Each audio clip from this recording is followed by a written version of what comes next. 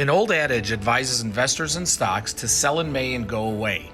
Historically, investing in the Dow between November 1st and April 30th each year and switching into fixed income for the other 6 months has been a winning strategy.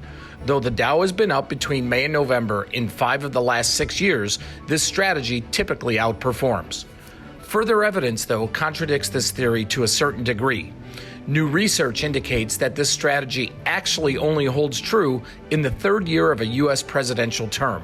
In the other 3 years, there is no statistically significant pattern.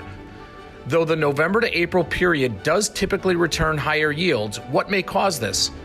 The summer months typically see lower trading volume. In September, which on average is the worst month of the year, may see some portfolio window dressing that causes stocks to decline.